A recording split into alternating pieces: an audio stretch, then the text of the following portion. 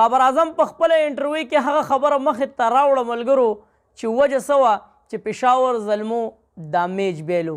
پی ایس ایل ملګرو فاینلي هغه ورځ ده چې نن به د ملتان سلطان او د لاهور قلندر ټکراو وي. ټکراو څه دی ملګرو؟ د پی ایس ایل فاینل. تاسو بیګا د لاهور قلندر پرفارمنس وکتو چې پېښور زلمو ته یې شکست ورکو او فاینل ته ځان راویستو.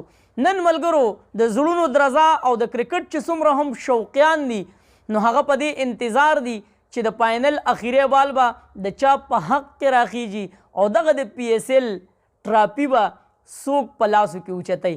تاسو څه وایئ ملګرو چې دغه د پی ایس ایل ټرافي به د چا وي؟ چې کوم د ملتان سلطان پین دي نو هغوی به دا خبره کوي چې دا د فخر پښتونخوا د فخر اسلام محمد رضوان ده او لاهور قلندر والا به دا وایي چې شاهنشاه آفریدي خو د چا نه کم نه دی، دا به شاهنشاه آفریدي اوچتوي. خو ملګرو پته به په میدان باندې لګي او د اخیری بال انتظار به کوو. د ټولو پاکستانیانو څومره چې هم د کرکټ شوقیان دي نو د هغوی انتظار دی.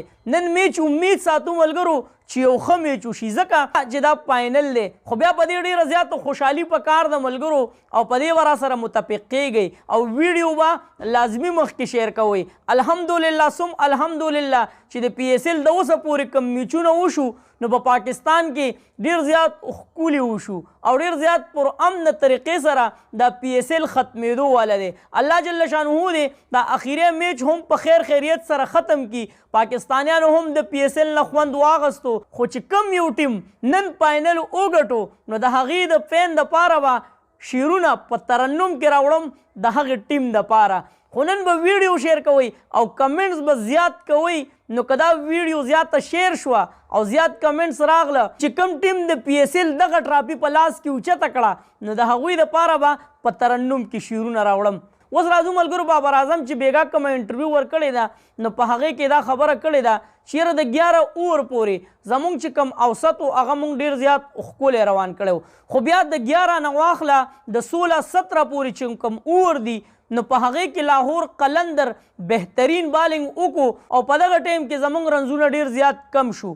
کم از کم 20-15 رنز چې کوم دي هغه مونږ کم کړي وو. که چېرې دغه 20-15 رنز مونږ کړی وی نو بیا به د میچ حالات بدل وی، بیا به زموږ په حق کې وی. خدای ویل چې میچ ډېر زیات بهترین وشو او کریډټ چې کوم دی نو هغه لاهور قلندر ته ځي.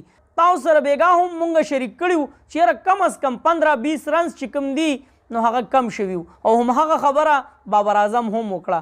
ویډیو لازمي مخکې د ملګرو سره شیر کړئ. په 7 بجې باندې به دغه میچ شروع کیږي او ملاویږو به د میچ نه پس.